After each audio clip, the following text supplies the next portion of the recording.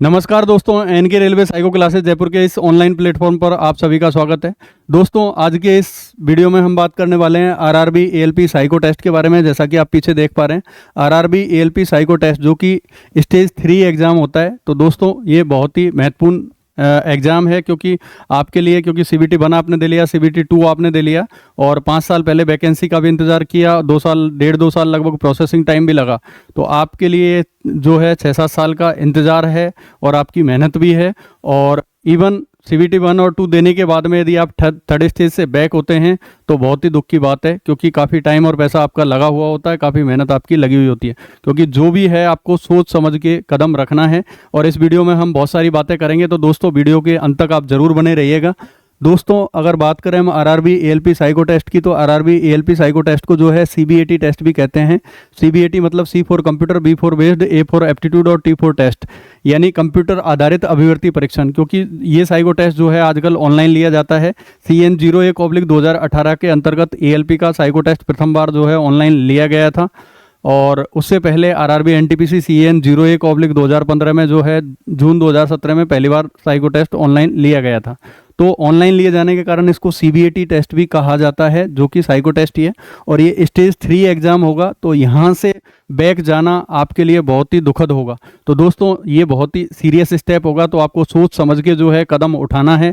ऐसा नहीं है कि साइको टेस्ट के बारे में जब तक आप पूर्ण जानकारी प्राप्त नहीं करेंगे तब तक आप जो है अच्छी तरीके से साइको टेस्ट को क्लियर नहीं कर सकते। और अगर आपने क्लियर कर भी लिया तो इतने ज़्यादा नंबर आप नहीं जोड़ पाएंगे, क्योंकि साइको टेस्ट का फाइनल मेरिट में योगदान जो है वो लगभग 30% है, यानी लगभग क्या 30% है ही। तो 30% मेरिट में, फाइनल मेरिट में ये जुड़ेगा, तो बहुत ही इंपॉर्टेंट है। क्योंकि सीबीटी 2 के पार्ट ए में भी यदि आपके नंबर कम हैं तो इधर से ज़्यादा नंबर ला करके आप जो पीछे चल रहे हैं तो वो उसकी क्षतिपूर्ति आप कर सकते हैं। बाकी इस वीडियो में और हम क्या क्या डिस्कस करने वाले हैं तो ध्यान दीजिएगा। एएलपी साइको टेस्ट क्यों लिया जाता है इसके बारे में हम बात करेंगे। कुल टेस्ट कितने होंगे इसके बारे में हम बात करेंगे। साइको टेस्ट जो है वो कितने नंबर पर पास होगा इसके बारे में दोस्तों हम इस वीडियो में बात करने वाले हैं। तो दोस्तों, सबसे पहले ये जानना ज़रूरी है कि साइको टेस्ट लिया क्यों जाता है। क्योंकि साइको टेस्ट के जितने भी इफ एंड बट हैं वो आपके जब तक क्लियर नहीं होंगे तब तक आप साइको टेस्ट पे सही ढंग से काम नहीं कर पाएंगे। कितने नंबर पे पास होता है, क्या इसकी इम्पोर्टेंस है, क्या आप साइको टेस्ट में कर सकते हैं। क्योंकि साइको टेस्ट के अंदर जो है ऐसा कोई मैथ, रीजनिंग, साइंस का क्वेश्चन आपको याद नहीं करना, लर्न नहीं करना, केवल सारी चीज़ें इधर उधर से उठक पटक करनी है, और वो भी एक रिक्वायर्ड टाइम में, है ना। और बहुत सारी ऐसी छोटी छोटी मिस्टेक हैं जिनके कारण जो है आप साइको टेस्ट में फेल हो सकते हैं या फिर कम नंबर जोड़ पाएंगे, है ना। तो साइको टेस्ट को सीरियसली लें, एक एक बारीकी को आप समझें। जब तक आप उन बारीकी को दूर नहीं करेंगे, एक छोटी सी गलती भी जो है आपको बाहर का रास्ता दिखा सकती है। हम आगामी वीडियोज में भी डिस्कस करेंगे। तो दोस्तों, अभी हम चलते हैं बिना किसी देरी के जो हमारे वीडियो के टॉपिक थे उनकी तरफ आगे। सबसे पहले हम आपको शॉर्ट में थोड़ा सा बता देते हैं कि कहाँ से आप जो है साइको टेस्ट के लिए जो है फ्री कंटेंट जो है वो यूज कर सकते हैं, यानी कहाँ से बुक डाउनलोड कर सकते हैं। तो देखें फटाफट, एएलपी सीबीएटी साइको टेस्ट की फ्री बुक पीडीएफ है ना, और एनके रेलवे साइको क्लासेज के ऑनलाइन ऐप और टेलीग्राम चैनल से आप डाउनलोड कर सकते हैं। इसी नाम से टेलीग्राम चैनल है ना। और दोस्तों, अगर ये वीडियो आपको अच्छी लगे तो इसको लाइक ज़रूर करें, शेयर करें और चैनल को सब्सक्राइब करना ना भूलें, इसी प्रकार की वीडियो जो है प्राप्त करने के लिए, इन्फॉर्मेटिव वीडियो प्राप्त करने के लिए। तो आगे चलें फटाफट भाई, देखें इसको क्लियर करते हैं। तो एएलपी साइको टेस्ट की फ्री बुक पीडीएफ के लिए आप जो है एनके रेलवे साइको क्लासेज का ऐप इंस्टॉल कर सकते हैं। ये क्यूआर कोड है, इसको स्कैन कर सकते हैं, या फिर आप गूगल प्ले स्टोर पर एनके साइको क्लासेज लिख करके ऐप को इंस्टॉल कर सकते हैं। आगे चलें भाई, तो देखें फटाफट। दूसरा, यहाँ पर हमारे जो एनके रेलवे साइको क्लासेज का टेलीग्राम चैनल है वो, उसका क्यूआर कोड यहाँ पे दिया गया है। तो इस क्यूआर कोड को आप जो है स्कैन करके टेलीग्राम चैनल पर जुड़ सकते हैं, क्योंकि बहुत सारी जो जानकारी है वो टेलीग्राम चैनल के थ्रू आपको मिल जाएगी, और बुक वगैरह, कंटेंट वगैरह जो है फ्री, वो भी आपको उपलब्ध रहेगा। दूसरा, एक एएलपी साइको डिस्कशन ग्रुप बनाया हुआ है, इसमें भी आप जुड़ सकते हैं, तो स्टूडेंट लोग आपस में डिस्कस कर सकते हैं। तो दोस्तों, यहाँ का आप स्क्रीनशॉट ले लें, फटाफट हम चलते हैं आगे। तो ये थी इन्फॉर्मेटिव जानकारी। आगे चलेंगे जो मेन वीडियो का टॉपिक है उसकी तरफ। देखें भाई, सबसे पहले हम दोस्तों आज के इस वीडियो में बात करने वाले हैं, जैसा कि आपको दिख रहा है कि RRB ALP psycho test, RRB ALP CBAT oblique psycho test 2025 की हम बात कर रहे हैं, जो कि 2025 में होना है। तो सबसे पहले अगर हम बात करें तो जो कि CN 01 ऑब्लिक 2024 के अंतर्गत पोस्टें आई थी 5696, जिनको बाद में बढ़ा करके 18,799 कर दिया गया था 19/6/2024 को, उस वैकेंसी की हम बात कर रहे हैं जिसका साइको टेस्ट होना अभी बाकी है। अब सबसे पहले हमने बात करी थी कि आपको साइको टेस्ट के बारे में पूर्ण जानकारी होनी चाहिए अगर साइको टेस्ट को आपको क्लियर करना है, अच्छे नंबर जोड़ने हैं तो, और 30% इसका फाइनल मेरिट में वेटेज है। तो फुल बटे फुल नंबर का मतलब जितने भी मैक्सिमम जोड़े जा सकते हैं वो 24-25 जितने मैक्सिमम जुड़े है ना। उसमें बहुत सारी बातें हैं तो वो हम आगामी वीडियोज में डिस्कस करेंगे है ना, कितने नंबर आप जोड़ सकते हैं, क्या कर सकते हैं। लेकिन जितना भी एफर्ट्स आप लगा पाएँ वो लगाने के लिए आपको साइको टेस्ट को जो है बहुत ही सीरियसली लेना होगा और बहुत ही बारीकी से चीज़ों को जानना होगा है ना, और छोटी छोटी गलतियों को दूर करना होगा। मैं आपको इतना विश्वास दिलाता हूं कि आप साइको टेस्ट में बिल्कुल मेरे साथ बने रहिए, आपको एक तिनके के बराबर साइको टेस्ट में दिक्कत नहीं आएगी। साइको टेस्ट को आप पागलों की तरह पढ़ें, समझदार बन के नहीं पढ़ें। यदि आप समझदार बन के पढ़ेंगे तो धोखा खा जाएंगे साइको टेस्ट में। साइको टेस्टों को आप इस प्रकार पढ़ें कि भाई मुझे कुछ नहीं आता है साइको टेस्ट में है ना, और आपको मेहनत करनी है, सीखना है और देन रेगुलर प्रैक्टिस करनी है। कहाँ से कंटेंट पढ़ें, रिलेवेंट कंटेंट से आपको तैयारी करनी है, रिलेवेंट लेआउट होना चाहिए ऑनलाइन टेस्ट सीरीज का। बहुत सारी बातें जो हम आगामी वीडियोज़ में लेके आएंगे और आगे डिस्कस करेंगे। फिलहाल तो हम इस वीडियो में जो मेन पॉइंट थे उन पे चलते हैं। तो एएलपी साइको टेस्ट क्यों लिया जाता है ये जानते हैं। अब कई कैंडिडेट ऐसे हैं जो ये कहते हैं कि साहब CBT 1 ले लिया, CBT 2 ले लिया, अब साइको टेस्ट की क्या ज़रूरत है, 3 एग्जाम ले रहे हैं। तो कई कैंडिडेट का ये भी कहना है कि भाई 3 एग्जाम एएलपी में बहुत ज़्यादा टफ है, तो 3 एग्जाम की कोई ज़रूरत नहीं है। CBT 1 ले लिया, चलो 2 ले लिया, 2 के आधार पर ही जो CBT 2 के पार्ट ए में नंबर आ रहे हैं उसके आधार पर ही फाइनल मेरिट बना लें और एएलपी सेलेक्ट कर ले, साइको टेस्ट लो ही मत। कई स्टूडेंट ऐसा सोचते हैं है ना। तो दोस्तों साइको की अपनी इंपॉर्टेंस है, तो ये मैं यही समझाने के लिए इस पॉइंट पर वीडियो बना रहा हूँ कि साइको टेस्ट क्यों लिया जाता है। अब आप कह रहे हैं कि साइको टेस्ट नहीं लिया जाए, चलो आपकी बात को ही हम बड़ा करते हैं। तो हमने यहाँ पे पॉइंट भी लिखा कि क्या होगा यदि एएलपी साइको टेस्ट नहीं लिया जाए तो, है ना। अगर ये आपने समझ लिया तो ये समझ में अपने आप आ जाएगा कि एएलपी साइको टेस्ट क्यों लिया जाता है। चलो आपकी बात को ही हम बड़ा करते हैं है ना। और आपने देखा होगा कि डायरेक्ट जो भर्ती है वो कभी लोको पायलट की पोस्ट पे नहीं होती है, एलपी की पोस्ट पे नहीं होती है, एएलपी की पोस्ट पे होती है ना। तो एएलपी ही शुरू में भर्ती होता है, डायरेक्ट एलपी नहीं होता है। जैसे ठीक उसी प्रकार आप इस बात को समझ सकते हैं, जैसे शुरू में डॉक्टर नहीं बनते हैं, डायरेक्ट असिस्टेंट डॉक्टर बनते हैं ना, क्योंकि वहाँ भी आदमी की ज़िंदगी का सवाल होता है। अगर सीधा आप डॉक्टर बन के जो ऑपरेशन करेंगे तो मरीज को हानि हो सकती है, तो शुरू में असिस्टेंट डॉक्टर होता है, ऐसे ही एएलपी होता है। लेकिन फिर भी एएलपी में क्या उस जॉब को करने के लिए वो कैपेसिटीज़ हैं या नहीं हैं, ये ज़रूरी है। तो आपके CBT 2 का जो पार्ट ए है उसमें आपके चाहे रिटर्न एग्जाम में 100 में से 100 नंबर क्यों ना हो, रेल को इस बात से कोई मतलब नहीं है, क्योंकि रेल को वो चाहिए जो सुरक्षात्मक तरीके से रेल परिचालन करने में सक्षम हो, क्योंकि एटलीस्ट फाइनल आपका सिलेक्शन होकर आपको चलानी तो गाड़ी है। अब आपके 100 में से 100 नंबर हैं CBT 2 के पार्ट ए में, या 100 में से 90 हैं, और आप ऐसे कैंडिडेट को सेलेक्ट कर लें कि जिसमें वो कैपेसिटीज ही ना हो, उस जॉब को करने की कैपेबिलिटी ना हो, तो फिर रेल उसका क्या करेगी बताइए। तो जो एएलपी की पोस्ट है भाई वो सेफ्टी कैटेगरी के अंतर्गत आती है, सुरक्षा कोटि के अंतर्गत आती है, जिनका सुरक्षा से सीधा संबंध होता है। यानी ये कोई बाबू की पोस्ट तो है नहीं कि एक कागज गलत बना और उसको फाड़ के डस्टबिन में फेंक दिया और दूसरा बन जाएगा। एएलपी और एलपी की एक गलती का मतलब है कि हजारों आदमियों की जान और करोड़ों अरबों रुपए का माल का जिम्मेदारी उनके हाथों में होती है। तो अभी हम देखते हैं कि एएलपी क्या होगा यदि एएलपी साइको टेस्ट नहीं लिया जाए। आपका कहना है, तो आपने जब अभी देखा था जब CBT 2 18 मार्च और 20 मार्च 2025 को होना था, तो उस टाइम पे ऐसी कुछ खबरें भी इस डेट में जो है आई थी कि चीटिंगबाजी करके भी लोग बाग जो है वो नंबर ला सकते हैं। आपने देखा था, ये खबर आपने देखी थी। आगे चलें, बाकी इस पे ज़्यादा डिस्कस करने से कोई मतलब नहीं है ना। आगे देखें भाई, तो आप कह रहे हैं कि साइको टेस्ट भाई नहीं लिया जाए, तो क्या होगा अगर साइको टेस्ट ना ले और CBT 2 के पार्ट ए पे जो है सिलेक्शन ले ले। चलो आपकी बात को हम बड़ा करते हैं, तो इधर देखिए फटाफट। तो यहाँ पर अगर हम आपसे बात करें तो देखो, ये थोड़ा स्केल कम करते हैं। देखो भाई, सबसे पहले हम बात कर लेते हैं। चलो मान लिया कि पोस्ट 1 है, अभी आप 15 गुना में पास हैं, CBT 2 आपने दिया है, तो CBT 2 के बाद में जब रिजल्ट आएगा तो आप 8 गुना में पास होंगे, है ना। उन 8 में से जितनी वैकेंसी हैं, अर्थात 17,000 वैकेंसी है, तो उतने ही पास होंगे एक्चुअल नंबर ऑफ वैकेंसीज के बराबर, बाकी को बाहर जाना होगा। मतलब अभी 15 गुना की रेस में हैं आप, और 15 गुना से 8 गुना में आएंगे। जो साइको टेस्ट देंगे वो उनमें से 7 गुना बाहर जाएंगे, 1 गुना जो है वो जॉब लग पाएंगे। तो कुल मिला के अभी हम इस बात को ऐसे समझते हैं कि CBT 2 के बाद में जब आप 8 लड़के होंगे एक पोस्ट पर, तो हमने यहाँ पे कंपैरिजन के लिए 5 लड़कों को लिया है। ये पहला लड़का ए है, ये दूसरा बी है, ये तीसरा सी है, ये चौथा डी है और ये पांचवा ई है। अब आप कह रहे हो कि भाई साहब साइको टेस्ट नहीं लिया जाए तो क्या होगा, डायरेक्ट ही सिलेक्शन कर लो, पहले इतना टाइम हो गया, पहले इतने पेपर दे लिए, ठीक है। मान लिया जगह एक है, अब आप कह रहे हो कि साइको टेस्ट ना लिया जाए तो टी स्कोर का भी, कॉलम का भी कोई मतलब नहीं है, कंपोजिट टी स्कोर का भी कोई मतलब नहीं है साइको टेस्ट में, साइको टेस्ट का परसेंटेज निकालने का कोई मतलब नहीं है, आउट ऑफ 30% जो जुड़ता है उसका भी कोई मतलब नहीं है, और साइको और रिटर्न को मिलाकर फाइनल मेरिट बनाने का भी कोई मतलब नहीं है। तो ये सारे कॉलम हमने काट दिए। तो आप तो कह रहे हो कि बस जो कैंडिडेट है उनका CBT2 के पार्ट ए में जो नंबर है उसके बेस पे सिलेक्शन कर लो। अब भाई मानते हैं हम जगह 1 है और यहाँ पर कैंडिडेट है 5, अभी आप 8 होंगे CBT2 के रिजल्ट के बाद, तो यहाँ पर ए के सबसे ज़्यादा नंबर है, तो फिलहाल ये पोस्ट किसको मिलनी चाहिए, ए को। अब ए 80 नंबर लेके आया, अब आपके अनुसार तो ए को दे देनी चाहिए। अब आपको पता है कि ए 80 नंबर लेके तो आ गया, लेकिन क्या ए में वो कैपेबिलिटीज हैं जो ALP की जॉब के लिए ज़रूरी हैं, यानी जॉब पर जो क्षमताएं चाहिए इस जॉब को करने के लिए, क्या ALP के पास वो इस 80 नंबर वाले के पास वो कैपेबिलिटी हैं? क्या ये 80 नंबर इस बात का उद्घोतक है कि जो रेल उसको कार्य सौंपने जा रही है उसको वो सुरक्षात्मक तरीके से कर पाने में सक्षम होगा या नहीं होगा? तो नहीं है, क्योंकि अभी मैंने एक अखबार की कटिंग भी दिखाई थी, उस तरीके से भी अगर कुछ होता है तो नंबर तो कैसे भी लाए जा सकते हैं। और आजकल आप देखते ही हैं चीटिंगबाजी करके नंबर लेके आया, या फिर ये जो है मेहनत से भी लेके आया, चलो 10 साल से तैयारी कर रहा था तो मैथ रीजनिंग साइंस रट रटा के ले आया, लेकिन वहाँ पर जॉब करने के लिए कुछ अलग कैपेबिलिटीज चाहिए।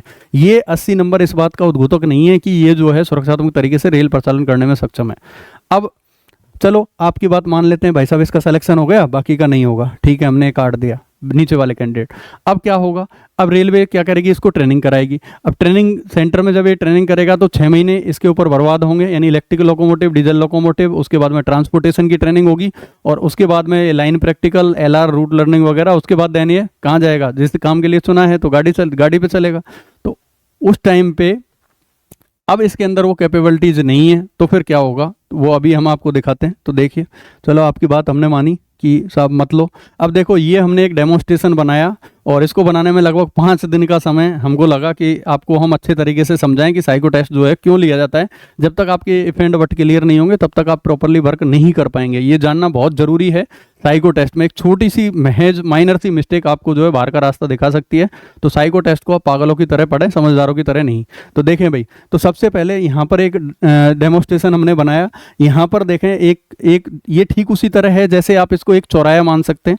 यहाँ पर आपको दिख ही रहा है, मैं एक बार पेन ले लेता हूँ तो आपको समझाते हैं। देखो चौराहे पर भी क्या होता है, देखो चौराहे पर ये आपको चौराया दिख रहा है ना, ये चौराया है। इधर से देखो ये जो बत्ती आपको दिख रही है, ये वाला सिग्नल जो दिख रहा है, तो एक साइड से चौराहे पर जब बत्ती जलती है तो इधर का ट्रैफिक इधर जाएगा या फिर इधर जाएगा, ऐसे जाता है।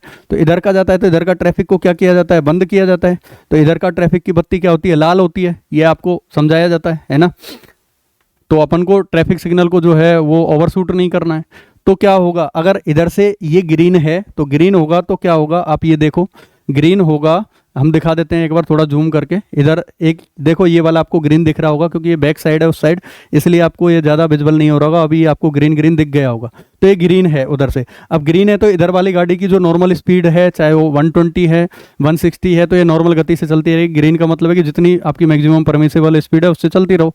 तो ये ग्रीन है क्योंकि इधर से गाड़ी पास करानी है, तभी तो इधर से ये सिग्नल जो है वो रेड कर रखा है इधर वाला। थोड़ा हम जूम कम करते हैं, ये वाला रेड कर रखा है ताकि ये गाड़ी इस सिग्नल से पहले इस गाड़ी को यहाँ खड़े करना है ना। तो चौराहे पर हम क्या करते हैं, चौराहे पर इधर से सिग्नल हो रखा है तो इधर से हम लाल बत्ती होने पर खड़े हो जाते हैं। वो ठीक सेम कहानी यहाँ पर है। अब देखो इस वाली गाड़ी को थ्रू निकालना है, इसलिए ये वाला सिग्नल ग्रीन है, इसका सिग्नल लाल दे रखा है। अब जो अभी आपने कहा इससे पिछले वाले पेज पर क्या कहा था भाई साहब कि साइको टेस्ट मत लीजिए, और जो ये 80 नंबर वाला कैंडिडेट है ये इसका आप सिलेक्शन कर लीजिए। कर लिया, ट्रेनिंग करा दी, 5 लाख रुपए और 5 महीने इस पे के ऊपर बर्बाद कर दिए। उसके बाद में इसको इस गाड़ी में बिठाया, हम आगे बताते हैं कौन सी में, इस वाली में। देखो भाई इस वाली में बिठाया, यहाँ पे बिठाया। अब यहाँ पे बिठाया तो क्या हो रहा है, अब देखो इसको दिख रहा है कि इसका सिग्नल लाल है और इसका ये ग्रीन है, तो ये वाली गाड़ी तो इधर थ्रू जाएगी, है ना, थ्रू जाएगी क्योंकि उसका सिग्नल ग्रीन है, तो मैक्सिमम जो परमिसिबल स्पीड है उससे जाएगी। अब इधर से जब ये गाड़ी जा रही है तो ये लाल सिग्नल इसके जो ELP और LP उनको देख करके इस लाल सिग्नल से पहले गाड़ी खड़ी कर लेनी चाहिए, नॉर्मल सी बात है। तो देखें भाई हम एक प्रिकॉशंस आपको बता रहे हैं। तो देखो अभी ये लाल है, वो उधर से ग्रीन में पास कर रही है। अगर आपको नहीं दिखा तो ग्रीन में ही पास किया है, थोड़ी देर पहले हमने दिखा दिया था, ये सिग्नल ग्रीन था, ग्रीन में इसने पास किया है, तो ये अपनी जगह सही है। इनका सिग्नल लाल है, इधर से ये जा रही है, तो इनको गाड़ी लाल से पहले खड़ी करनी चाहिए, क्योंकि उधर से प्लानिंग यही है कि इसको थ्रू निकालना है, फिर पहले इसको रोकना है, फिर इसको भेजना है। तो देखो अब आगे क्या होगा।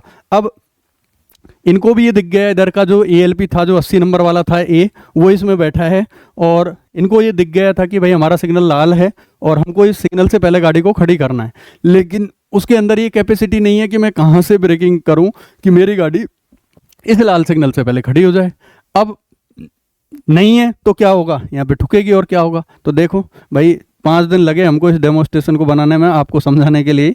तो देखें, तो अब ये जा रही है, अब इसको यहाँ खड़ी करनी चाहिए थी ये, लेकिन इसने ब्रेकिंग लेट की। ये ब्रेकिंग डिस्टेंस को मेजर नहीं कर पाया कि ब्रेकिंग डिस्टेंस कितनी होगी। तो देखो और क्या हुआ, ये तो अपनी जगह सही थी, इधर वाली तो अपनी जगह सही थी, लेकिन जो इधर से गाड़ी जा रही थी उसके जो ALP था, LP था, कौन से नंबर वाला, कितने नंबर वाला, 80 नंबर वाला, जो आपने कहा कि साइको टेस्ट ना लिया जाए और सिलेक्शन कर लिया जाए, ट्रेनिंग करा दी जाए और उसके बाद उसको जो काम दिया है, सौंपा जा रहा है, वो करवाया जाए। तो वो करवाया, तो देखो ये होगा। क्यों हुआ ये? क्योंकि इसमें वो कैपेबिलिटीज नहीं थी कि मेरा लाल सिग्नल मेरे को दिख रहा है, तो उससे पहले मेरे कहाँ से ब्रेकिंग करूँ कि मेरी गाड़ी इस लाल सिग्नल से पहले खड़ी हो जाए। अब लाल पार करके और सामने से गाड़ी जा रही थी तो उसमें ठोक दी। तो ये होगा भाई साहब, अगर साइको टेस्ट ना लिया जाए तो। अब ALP की जॉब को करने के लिए 5 या 6 क्षमताएं चाहिए, वो हम आगे डिस्कस करेंगे कौन कौन सी कैपेबिलिटीज चाहिए। तो एक हमने आपको दिखाया कि उसमें ब्रेकिंग डिस्टेंस मेजर करने की कैपेसिटी नहीं है कि मैं कहाँ से ब्रेक लगाऊं कि मेरी गाड़ी इस लाल सिग्नल से पहले खड़ी हो जाए, परिणाम आपके सामने। तो बताइए क्या ये उचित है कि बिना साइको टेस्ट लिए जो है चयन कर लिया जाए केवल CVT2 के आधार पर, CVT2 के पार्ट के आधार पर? तो वहाँ तो 100 तरीके हैं, मैंने कह दिया ना, और भी कई तरीके हैं। वो चीटिंग करके आ गया, ज़्यादा पढ़ के आ गया, लेकिन उस बात का उद्घोतक नहीं है कि ये सुरक्षात्मक तरीके से रेल परिचालन करने में सक्षम है। आपके 80 नंबर लाना, 100 नंबर लाना रिटर्न एग्जाम में, क्लियर है? वो भी क्यों लिया जाता है और उसकी क्या इंपॉर्टेंस है, वो भी हम इस वीडियो में आगे डिस्कस करेंगे। तो देखो, एक ये वाली कंडीशन आपने देख ही ली थी, है ना। तो दूसरी हम देखते हैं, एक दूसरी कंडीशन है हमारे सामने कि इधर आपको दिख रहा है कि इनका सिग्नल ग्रीन है। अब ये एक कैपेसिटी की मैंने बात करी, तो वहाँ आपको जो है 6 कैपेसिटी चाहिए, तो 6 की 6 कैपेसिटी हम डिस्कस करने वाले हैं इस वीडियो में। तो देखें भाई, यहाँ पर ये गाड़ी इधर से आ रही है, सिग्नल अभी ग्रीन है, देखो ग्रीन है, उनको ग्रीन दिख रहा है। अब जैसे ये येलो हुआ, आस्पेक्ट चेंज हुआ।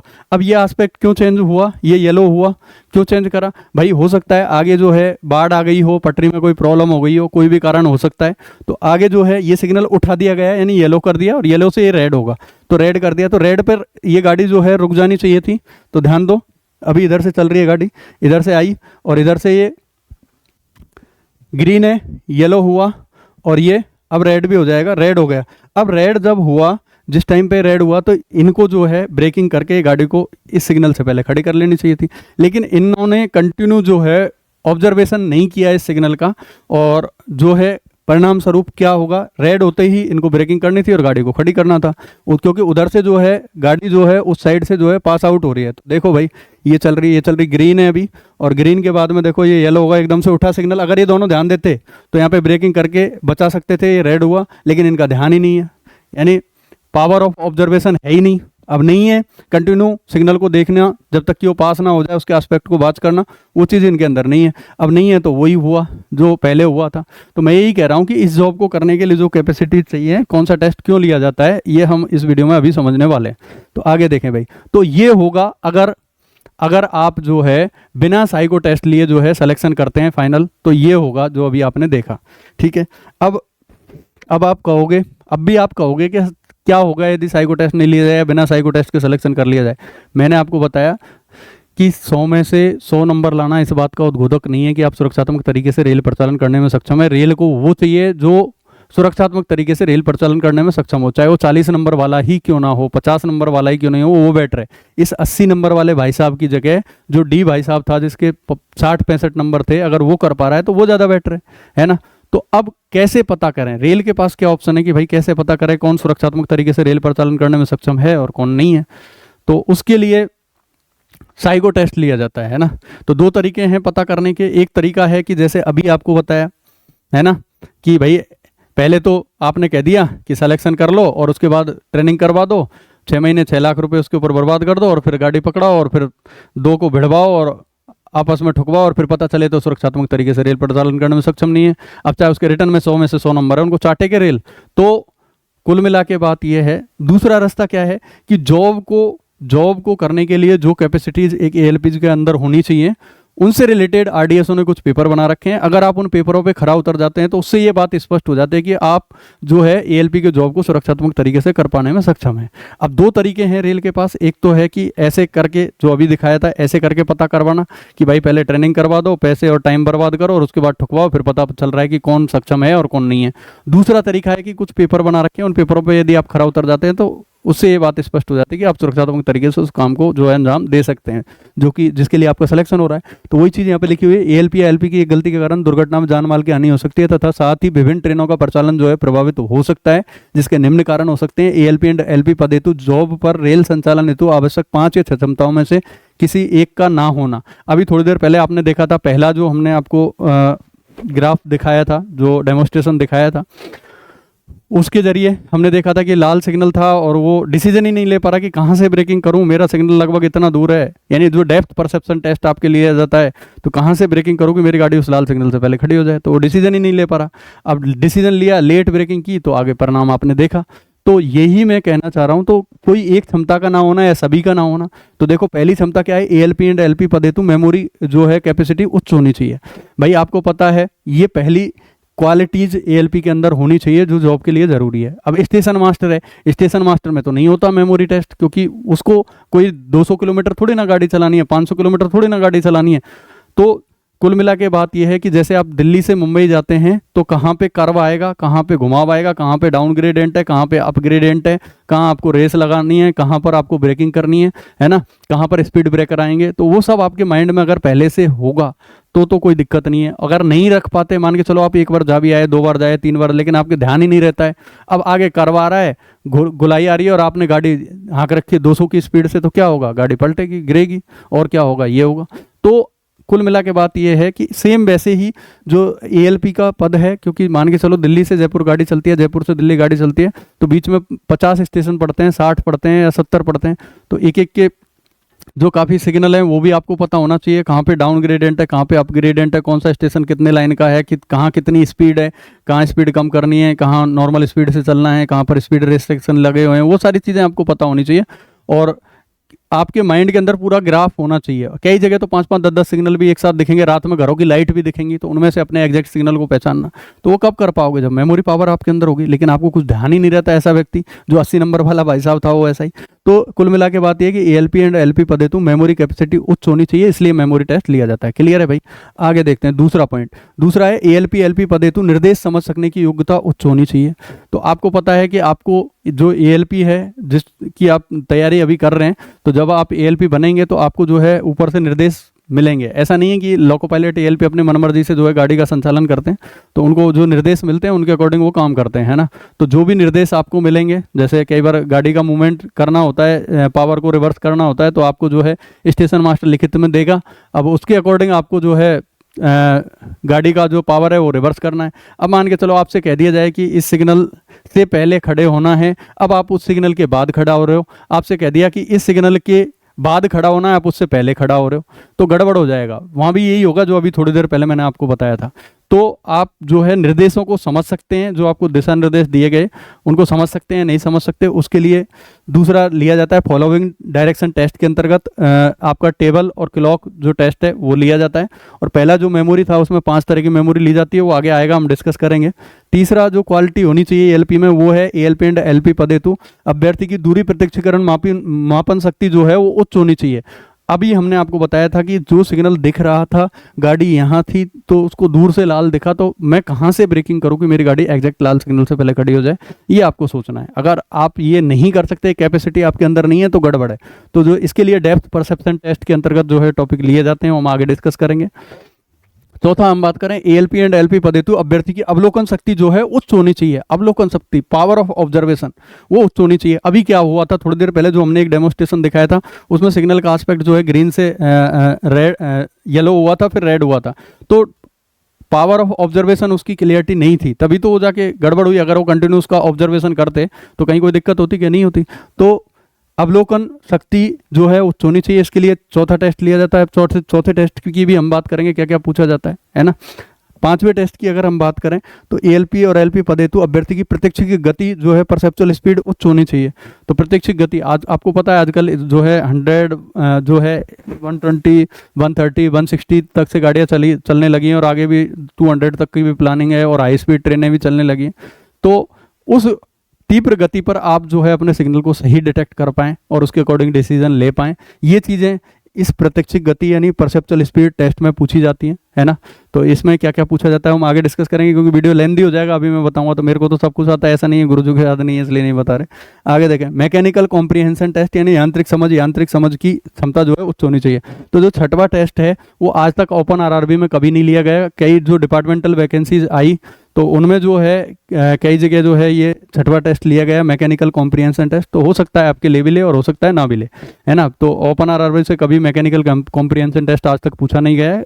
एलडीसी जीडीसी जो डिपार्टमेंटल कोटा है तो उनके वो पूछा गया है ना। तो आपकी जो यांत्रिक समझ है, यांत्रिक जो इक्विपमेंट है उनके प्रति क्या समझ है, कितना आप सही डिसीजन ले सकते हैं, ये उसको क्लियर करता है। तो इसके बारे में भी हम आगे बात करेंगे। आगे देखते हैं भाई। अब जैसे हमने आपको ये 6 की 6 बता दी कि ये 6 की 6 क्षमताएं एक एएलपी के लिए सुरक्षात्मक तरीके से रेल परिचालन करने में सक्षम होने के लिए होनी चाहिए। अब उनको कैसे टेस्ट करें भाई? एक तो तरीका आपने बता ही दिया, वो गमारो वाला कि साइको टेस्ट मत लो, सीधा ट्रेनिंग करवाओ और फिर ठुकवाओ और फिर पता चल रहा है, तो वो तो बहुत ज़्यादा नुकसान हो जाएगा और वो सही रास्ता है भी नहीं, है ना। तो दूसरा रास्ता क्या है फिर कि आपका साइको टेस्ट लिया जाए, ठीक है। अब यहाँ पर देखो फिर से हम एक बार देख लेते हैं, रेड है। अब ये रेड है तो ये रेड करने का कारण है क्योंकि इधर से देखो ये वाला सिग्नल ग्रीन है तो इसको पास कराना है इधर से, इसलिए इस डेमो में हमने जो है इसको क्या कर रखा है, रेड कर रखा है। ये ग्रीन है तो ग्रीन है तो ये नॉर्मल स्पीड से इधर से जाएगी, और जब ये चली जाएगी तो उसके बाद इसको जब भेजना होगा तो सिग्नल मिलेंगे तो चल जाएगी। अब इसकी ड्यूटी क्या है, जैसे इसको रेड देखा तो ये यहाँ खड़ी हो जानी चाहिए इससे पहले, लेकिन इनके अंदर दूरी प्रत्यक्षीकरण यानी यहाँ से यहाँ तक कितनी दूरी है, मैं कितना प्रेशर से ब्रेकिंग करूँ, कहाँ से ब्रेकिंग करूँ कि मेरी गाड़ी यहाँ से पहले खड़ी हो जाए इस लाल सिग्नल से पहले, ये कैपेसिटी नहीं है। तो फिर क्या होगा देख लो आप, ये देखो भाई साहब ये चल रहा है ना, तो दिख रहा है आपको। तो ये ब्रेकिंग तो करी लेकिन उतनी एग्जैक्ट नहीं कर पाए क्योंकि वो डिस्टेंस मेजरमेंट की कैपेसिटी नहीं थी इनके अंदर कि कहाँ से मैं ब्रेकिंग करूँ कि मेरी गाड़ियाँ खड़ी हो जाए, परिणाम आपके सामने। तो ये ऐसा ना हो इसलिए साइको टेस्ट लिया जाता है। दूसरी हमने बताया था आपको, एक दूसरा और बताया था पावर ऑफ ऑब्जर्वेशन। यहाँ पर दिख रहा है ग्रीन दिख रहा है, तो देखो अब पावर ऑफ ऑब्जर्वेशन में क्या है कि आपको कंटिन्यू जो है ऑब्जर्व करना है। अब यदि कोई अनायास सिग्नल उठाया जाता है तो आप जो है उसके अकॉर्डिंग आपको एक्शन लेना है। अरे रोड पे आप चल रहे हैं, बत्ती रेड हो रही है, येलो होती है नहीं होती है, चौराहे पर भी होती है येलो। अब देखो ये येलो हुई और येलो से रेड हुई, तो रेड हुई तो इससे पहले खड़ी हो जानी चाहिए थी लेकिन नहीं हुई क्योंकि इनका ध्यान ही नहीं है। बस एक बार देख लिया, जब यहाँ से गाड़ी चल रही थी, दोबारा से देखें पीछे से जब गाड़ी चल रही थी तब इन्होंने देखा कि यहाँ से चल रही है तो इनको दिख रहा है ग्रीन है ना, ग्रीन है भाई मेरा। तो अभी आसवस्त हो गए एक बार देख करके कि ग्रीन है, बस आगे देखा ही नहीं, तो ऑब्जर्वेशन इसका किया ही नहीं। इसने अपना एस्पेक्ट चेंज किया येलो, उसके बाद में रेड किया, तो ये गाड़ी यहाँ रोकनी चाहिए थी लेकिन नहीं रोकी भाई साहब क्योंकि उन्होंने ध्यान ही नहीं दिया, ऑब्जर्वेशन की क्षमता ही नहीं है। तो फिर क्या होगा, गड़बड़ होगी। तो जो गड़बड़ आपके सामने, रिजल्ट आपके सामने हो गया भाई, है ना। तो ये कैपेसिटीज होनी चाहिए जो 6 की 6 हमने आपको बताई थी। आगे देखें तो आपके ये समझ में आ गया होगा कि एएलपी साइको टेस्ट क्यों लिया जाता है, इसका भी जवाब मिल गया होगा, और क्या होगा यदि एएलपी साइको टेस्ट नहीं लिया जाए। तो शॉर्ट में हम आपको समझा देते हैं कि क्यों लिया जाता है, ये आप समझ गए मेरे हिसाब से, और आगे हम आपको बता देंगे, है ना। देखें बाकी शॉर्ट में अगर समझें आप तो बात वही है घूम फिर करके कि यदि साइको टेस्ट नहीं लिया जाए तो रिजल्ट आपके सामने था कि भाई डायरेक्ट CBT 2 के पार्ट ए के आधार पे सिलेक्शन करो, ट्रेनिंग करवाओ, 6 महीने 6 लाख बर्बाद करो, 2 को ठुकवाओ, आपस में नुकसान करवाओ, फिर पता चल रहा है। तो दूसरा तरीका है कि RDSO ने कुछ पेपर बना रखे हैं, यदि आप उन पेपरों पे खरा उतर जाते हैं तो जो कि 6 कैपेसिटीज मैंने आपको बताई थी, 5 या 6 जो भी पेपर आपके होने, अगर उनको आप क्वालिफाई कर लेते हैं तो उससे ये प्रूव हो जाता है कि आप जो है वो काम कर सकते हैं। इसमें दोनों का फायदा है। रेल का फायदा क्या है कि उसको उस जॉब के लिए सही तरीके के लोग मिलते हैं। आपका फायदा क्या है कि साइको का 30% फाइनल मेरिट में भी जुड़ता है। यदि CBT 2 के पार्ट ए में आपके नंबर कम हैं तो साइको टेस्ट में आप ज़्यादा नंबर जोड़ करके और अपनी जगह फाइनल मेरिट में बना सकते हैं। आगे देखो तो चलो एएलपी साइको टेस्ट क्यों लिया जाता है ये आपके समझ में आ गया, और समझाने की कोशिश करते हैं। उससे पहले हम समझेंगे कि एएलपी CBT 1 और 2 जो है CBT 2 क्यों लिया जाता है।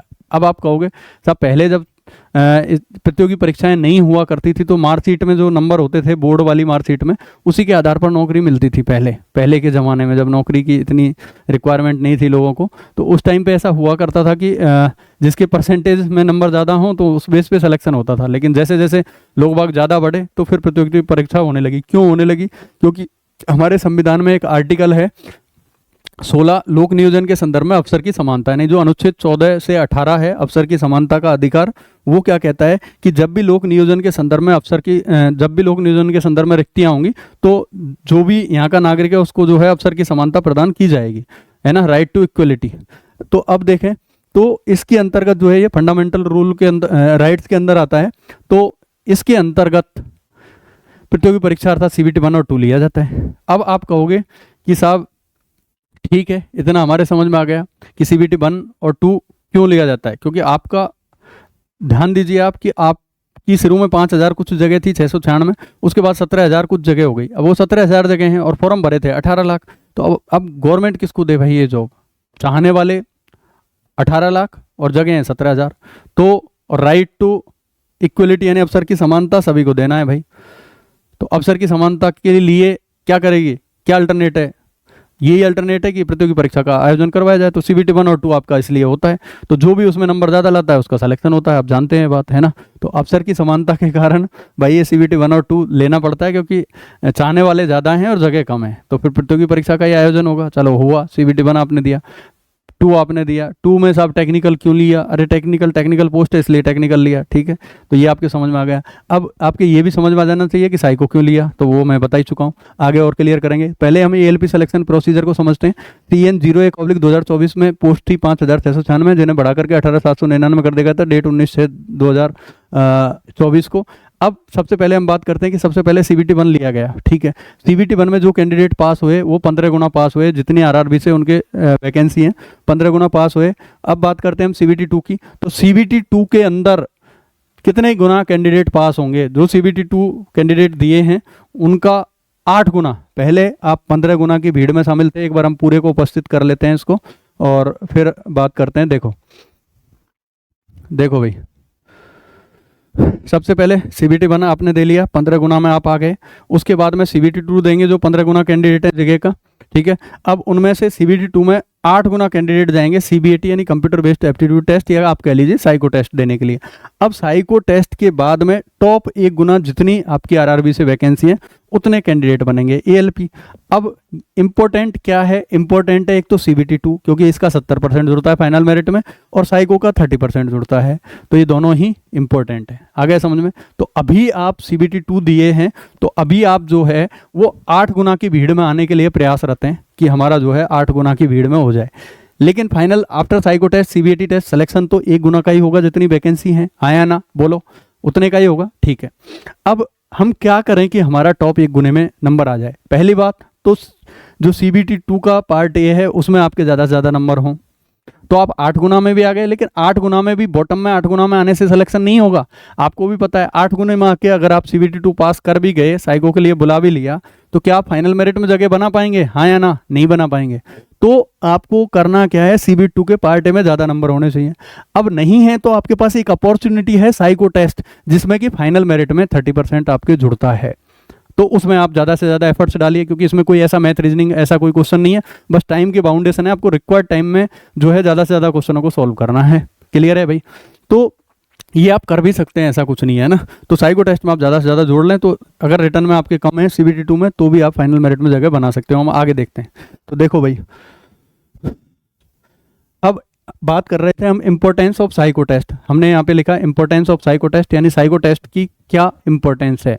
अब इंपॉर्टेंस दोनों के लिए, रेल के लिए क्या इंपॉर्टेंस है, आपके लिए क्या इंपॉर्टेंस है। तो भाई रेल के लिए तो इंपॉर्टेंस है जो वैसे कैंडिडेट आ जाते हैं। अब आजकल आप देखते हैं विविध तरीके लोग बाग अपनाते हैं, तो अगर कोई वैसा कैंडिडेट आ भी गया तो वो साइको टेस्ट क्लियर नहीं कर पाएगा, क्योंकि साइको टेस्ट वही क्लियर कर पाएगा जिसमें वो कैपेबिलिटीज होंगी, ये 100% है। आगे समझ में? तो देखें, तो importance of psycho test rail के लिए तो है कि उन्हें इस जॉब के लिए सही तरीके के लोग मिलते हैं जिनमें वो कैपेबिलिटीज होती हैं, जिनमें नहीं होती हैं वो बाहर हो जाते हैं, साइको टेस्ट में फेल हो जाते हैं, कम नंबर जोड़ पाते हैं, फाइनल मेरिट में बाहर हो जाते हैं। परिणाम स्वरूप। आगे समझ में, एक तो है ये आपके लिए क्या अपॉर्चुनिटी है, आपके लिए क्या इंपॉर्टेंस है कि यदि CBT2 के पार्ट ए में आपके नंबर कम है, साइको टेस्ट में यदि आप ज़्यादा नंबर जोड़ लें तो आप फाइनल मेरिट में जगह बना सकते हैं, इसलिए आपके लिए ये इंपॉर्टेंट है। आगे समझ में, तो देखें भाई, उसके बाद अगर हम बात करें CBT2 का जो पार्ट ए है उसका तो जुड़ेगा 70% फाइनल मेरिट में। इधर हमने दिखा रखा है CBT2 का पार्ट ए 70% फाइनल मेरिट में जुड़ेगा। इधर से ALP CBAT यानी साइको टेस्ट का 30% फाइनल मेरिट में जुड़ेगा। इस प्रकार फाइनल मेरिट बनेगी और जितनी आपके RRB से वैकेंसी होंगी, candidate will be passed equal number of post, यानी जितनी वैकेंसी हैं उनके बराबर पास हो जाएंगे। अब आप सोचो कि 17,000 पोस्टें हैं, या हम पर्टिकुलर किसी एक RRB की बात कर लेते हैं, किसी RRB से 1000 वैकेंसी हैं तो CBT2 के बाद 8,000 लड़के पास होंगे। और यदि हम उसको 8,000 पे भी बात ना करें, हम सिर्फ 8 और 1:8 के बारे में बात करें कि एक पोस्ट पे 8 लड़कों को पास किया जाएगा, तो क्या एक पोस्ट पर वो 8 के 8 लड़के लग सकते हैं कि नहीं? ये तो कटु सत्य है कि लगेगा तो कोई एक ही। आ गए समझ में? तो कौन लगेगा? जिसके CBT2 के पार्ट ए में नंबर ज़्यादा होंगे, साइको टेस्ट अच्छा होगा। तो कई बार ऐसा भी होता है जो अपने आप में ज़्यादा सुपीरियर बनते हैं साइको टेस्ट में, वो फेल भी हो जाते हैं, ऊपर के 2-3 लुढ़क भी जाते हैं। कोई मेडिकल में फेल होगा, कोई किस में फेल होगा, बहुत सारी चीज़ें हैं। साइको टेस्ट में कोई अपने आप में परिपूर्ण नहीं होगा, क्योंकि एक छोटी सी मैथ, छोटी सी मिस्टेक्स हैं, उनके कारण आप फेल होते हैं। मैंने कहा साइको टेस्ट को आप पागलों की तरह पढ़ें। अगर पागलों की तरह पढ़ेंगे तो 100% साइको क्लियर होगा, और समझदारों की तरह पढ़ेंगे तो नहीं कर पाएंगे, ओवर कॉन्फिडेंस होगा, नहीं होगा, और वो आपको लेके डूबेगा ये 100%।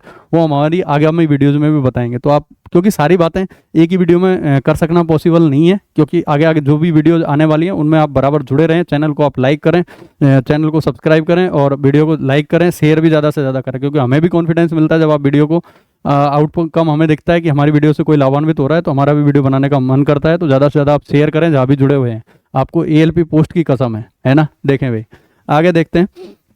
सबसे पहले हम बात करें, इसी ग्राफ पर मैं आपको वापस से लेके आऊँगा, है ना, कैसे इंपॉर्टेंस है, क्या होगा, तो इस ग्राफ के जरिए आप आसानी से समझ सकते हैं। देखिए भाई, है ना, तो सबसे पहले हम बात कर लेते हैं, टोटल पोस्ट जो है वो 1 है, फाइनल सिलेक्शन चार्ट है आफ्टर साइको टेस्ट, और इंपॉर्टेंस ऑफ साइको टेस्ट क्या है, यानी आपके लिए इंपॉर्टेंस क्या है, वो हम इसमें डिस्कस करने वाले हैं। तो देखिए भाई, इधर हमने जो पहला कॉलम दिया वो दिया है कैंडिडेट नेम, यानी वहाँ 8 कैंडिडेट को पास किया जाएगा एक पोस्ट के लिए। ये ग्राफ थोड़ा लंबा होता है, इसलिए हमने 5 कैंडिडेट को यहाँ पे लिया है आपको समझाने के लिए। तो 8 भी ले लेते, ज़्यादा छोटा टेक्स्ट हो जाता, आपको प्रॉपर विजुअल नहीं होता, तो आप यही मान लो कि 5 गुना पास होंगे। हो भी तो सकता है ना कि आपके टेक्निकली पास नहीं कर पाए, एक पोस्ट पे 5 ही लड़के पास करने को मिले, ऐसा भी हो सकता है, तो आप ये ना माने, है ना। तो अब आप ये मान लो कि ये 8 ही है ना। अब देखो आपके सामने पहला कैंडिडेट है हमारे सामने ए, थोड़ा सा मार्कर का कलर हम चेंज करेंगे। तो देखिए भाई, पहला कैंडिडेट है हमारे सामने ए, दूसरा है बी, तीसरा है सी, और चौथा है डी, और 5वां ई। ये 5 कैंडिडेट हैं, इनके नाम हमने लिख दिए, है ना। एडवांस मत चलिएगा, जितना मैं समझाता जा रहा हूँ उतना समझते जाना फटाफट। यहाँ पर देखो CBT2 का यहाँ पे लिखा हुआ है CBT2 स्कोर इन परसेंटेज, यानी CBT2 का जो स्कोर है वो परसेंटेज में लिखा हुआ है। अब परसेंटेज में क्या लिखा हुआ है, यहाँ पर ये 80 नंबर लेके आया है, यानी इसका जो है परसेंटाइल स्कोर क्या है फाइनल 80, 100 में से 80 ये लेके आया है, ठीक है। बी का कितना है 78, सी का कितना है 76, डी का कितना है 74, और ई का कितना है 72। तो ये 5 कैंडिडेट थे।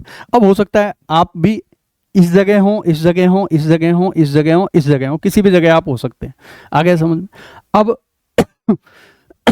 CBT2 के आधार पे तो सिलेक्शन होगा नहीं, आप बात समझ गए होंगे साइको टेस्ट क्यों ले जाता है, ये भी मैंने समझा दिया। अब हम इंपॉर्टेंस समझ रहे हैं, साइको टेस्ट की इंपॉर्टेंस क्या है आपके लिए, बहुत गजब का पॉइंट है, समझना है इसको।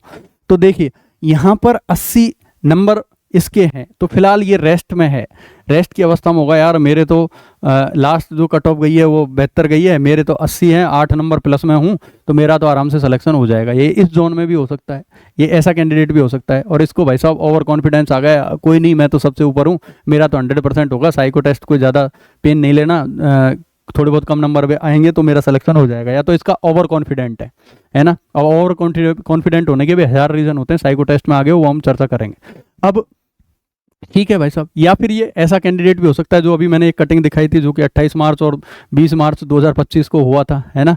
तो वैसा भी हो सकता है कि वैसे आ गया, चीटिंगबाजी करके आ गया, कैसे भी आ गया, ठीक है। अब ये साइको टेस्ट देगा तो ये या तो कम नंबर जोड़ पाएगा, या फिर हो सकता है साइको टेस्ट में फेल भी हो जाए, लेकिन हम इसको फेल नहीं करेंगे यहाँ पे। देखो अब ठीक है, इसका जो भी रीज़न रहा हो, अब हमने आपको बताया कि जब ALP की फाइनल मेरिट बनती है, यहाँ पर हमने बताया ये रही फाइनल मेरिट का ग्राफ, देखिए ये रहा फाइनल मेरिट का कॉलम, ये है। तो फाइनल मेरिट में क्या है, CBT2 का तो 70% ये वाला, और साइको का 30% ये वाला, इन दोनों को जोड़ करके फाइनल मेरिट बनती है। इन दोनों को जोड़ दिया जाए तो वो यहाँ पे लिखी हुई है, आगे समझो हर कैंडिडेट की। क्लियर है?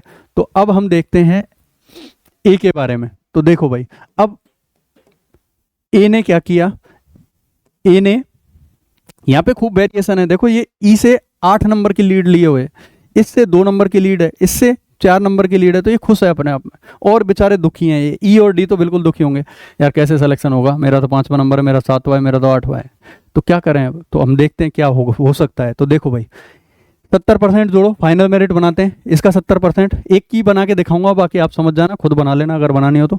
80 का 70% कितना होगा भाई, 56, 8 7 56 है ना। तो साइक यानी CBT2 के पार्टी की तरफ से आएगा इसका 56। कोई दिक्कत है क्या? नहीं है। अब साइको टेस्ट में होता है टी स्कोर, है ना।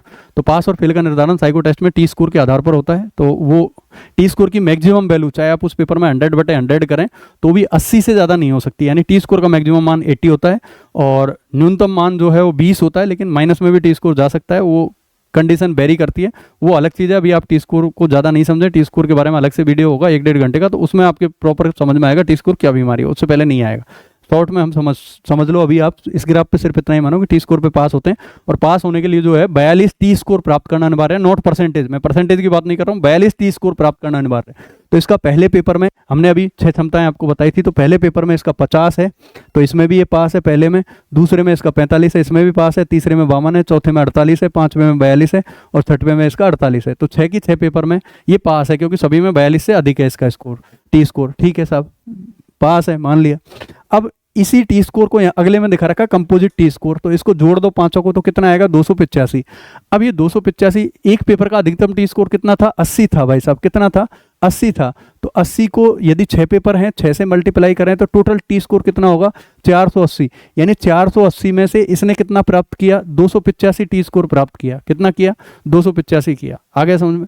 तो पहले तो 285 480 का कितना परसेंट है, तो वो यहाँ पे निकाल रखा है कि साइको इसका ओवरऑल साइको कितना रहा।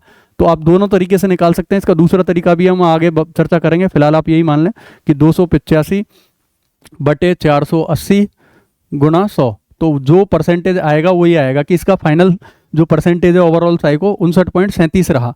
अब इसका 30% निकाल लो, 59.37 का 30/100 क्या होगा, तो साइको की तरफ से कितना जुड़ेगा, इसने जोड़ा 17.81, जो कि आपको इधर दिख रहा है, ये जोड़ा भाई साहब। और CBT2 के पार्ट ए में जो 70% जुड़ना था वो कितना था, 56। ये रहा 56 इधर से है और 17 इधर से है। तो यदि इस 56 और 17 को आप जोड़ दें तो ये बन गई फाइनल मेरिट इसकी 73.81। ये साइको के बाद इसकी फाइनल मेरिट है। अब ऐसे ही सबकी बनेगी। अब सबकी हम बनाएंगे नहीं, बस आपको समझा रहे हैं, देखें भाई, बाकी डिटेल में आप आगामी वीडियोज में देखिएगा। ये बी कैंडिडेट है, इसके 78 थे, तो इसका 70% हो गया। CBT2 की तरफ से 54.6 टी स्कोर आपके सामने है, और इसने 62.70 इसका ओवरऑल साइको रहा। साइको की तरफ से 18 पॉइंट इतना जोड़ा, दोनों को जोड़ दें तो बन जाती है 73.41। कोई दिक्कत है क्या? नहीं है। सी कैंडिडेट का क्या हुआ, 76 नंबर थे, तो इस 76 का 70% होगा, 53.2%। ये तो जुड़ेगा CBT2 के पार्ट ए की तरफ से। और साइको की तरफ से इसका स्कोर रहा ओवरऑल 292 टी स्कोर प्राप्त किया, तो साइको रहा इसका ओवरऑल 60.83%, तो उसका 30% होगा 18.24%। तो फाइनल मेरिट जोड़ेंगे तो 71.44 आएगी। तो कोई दिक्कत है क्या? इसमें नहीं है।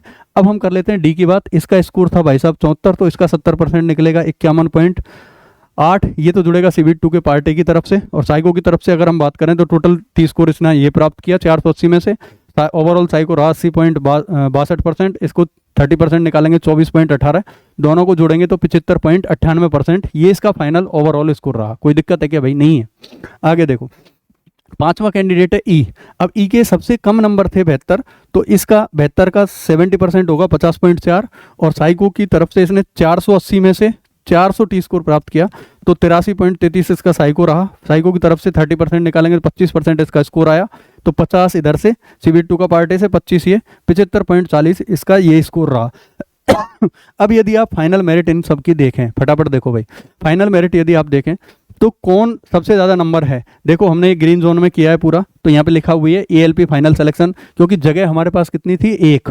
तो after psycho test, after CBAT test, final merit में कौन आगे निकला, किसने बाजी मारी, डी ने, जो कि चौथे नंबर पे था ऊपर से।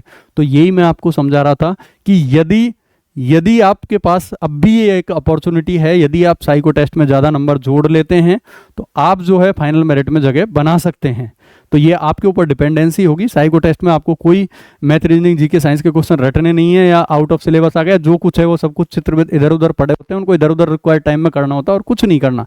लेकिन आपको तिनके के बराबर भी दिक्कत नहीं आएगी यदि आप साइको टेस्ट को सीरियसली लेते हैं, चीज़ों को समझते हैं तो। और बिना समझे ऊट पटांग वर्क करेंगे तो भाई साहब बिल्कुल दिक्कत आएगी। आपकी एक छोटी सी गलती बाहर का रास्ता दिखा सकती है। आगे समझ में? तो साइको टेस्ट को बिल्कुल बेवकूफ़ों की तरह पढ़ें, समझदारों की तरह बिल्कुल नहीं पढ़ें, पागल बन के पढ़ें। तो देखें, तो यहाँ पर डी ने सिलेक्शन ले लिया। अब मेरे को बताओ ए का सिलेक्शन क्यों नहीं हुआ? ये तो यहाँ पे 90 मार्क का, 80 मार्क का था, ये तो 30 मार्क का था, सबसे ऊपर था भाई, क्यों नहीं हुआ इसका सिलेक्शन?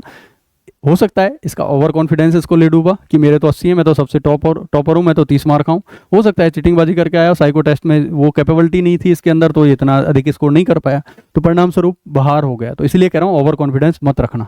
आगे समझ में, चाहे आपके रिटर्न में कितने भी नंबर हों भाई, चाहे आप कम नंबर वाले हों चाहे ज़्यादा नंबर वाले हों, सभी के लिए आपको साइको टेस्ट के लिए मेहनत करनी है, चीज़ों को समझना है बारीकी से और इम्प्लीमेंट करना है। आप सोचो कि केवल 7 दिन में पढ़ के आप साइको टेस्ट क्लियर कर लेंगे, इम्पॉसिबल, असंभव है।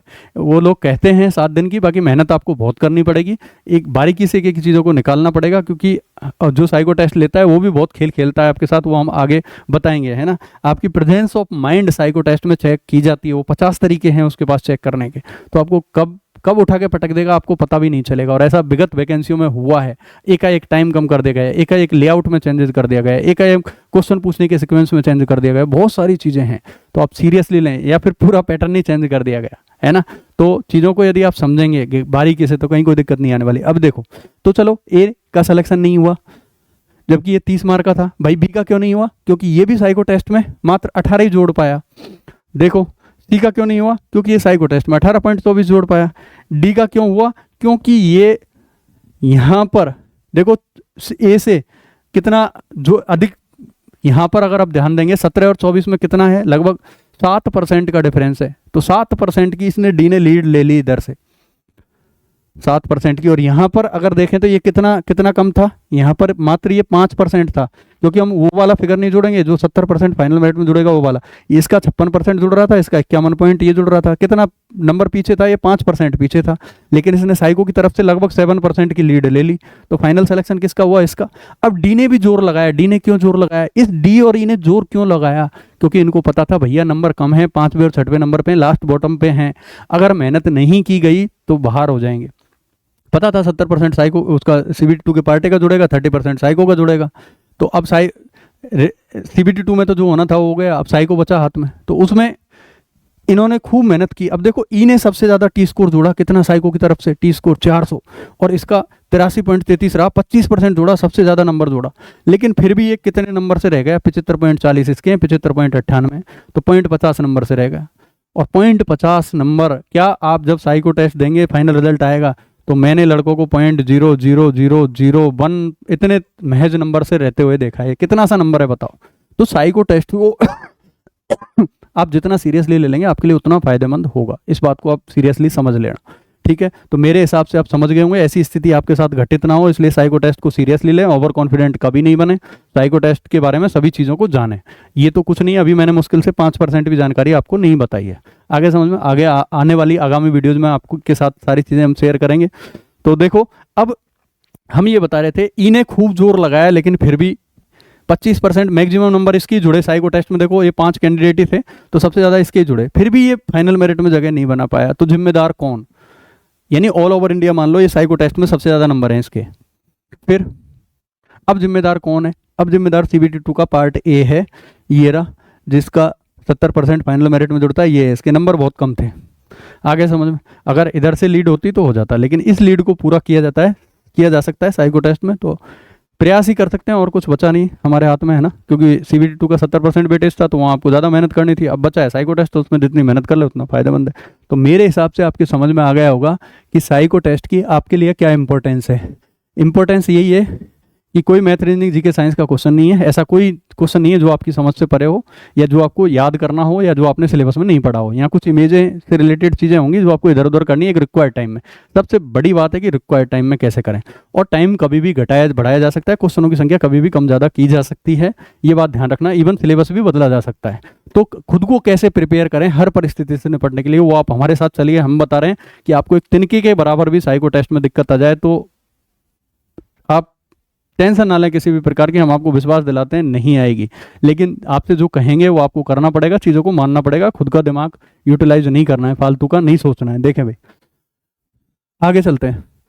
अब मेरे हिसाब से आपके समझ में आ गया होगा कि साइको टेस्ट भैया क्यों लिया जाता है, तो क्लियर हो गया साइको टेस्ट क्यों लिया जाता है। ठीक है, अगर बिना साइको टेस्ट लिए गाड़ी दे दी जाए तो क्या होगा, वही होगा जो थोड़ी देर पहले दिखाया, तो बार बार दिखाने से कोई मतलब नहीं है।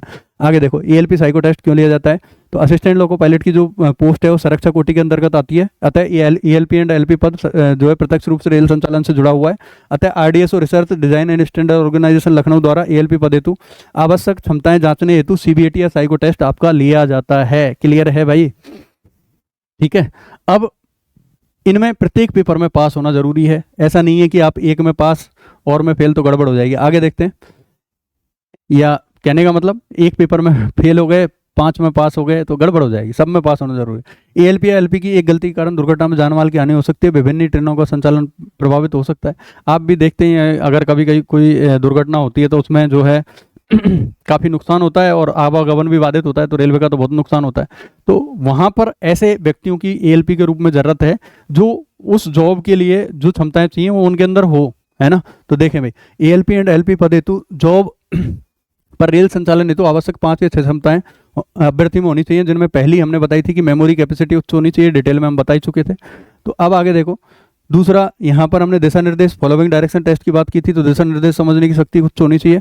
यहाँ पर दूरी प्रत्यक्षीकरण मापन शक्ति उच्च होनी चाहिए, उसका लाइन पे प्रैक्टिकली वर्क से हमने कनेक्शन भी आपको बता दिया। अभ्यर्थी की अवलोकन शक्ति भी उच्च होनी चाहिए।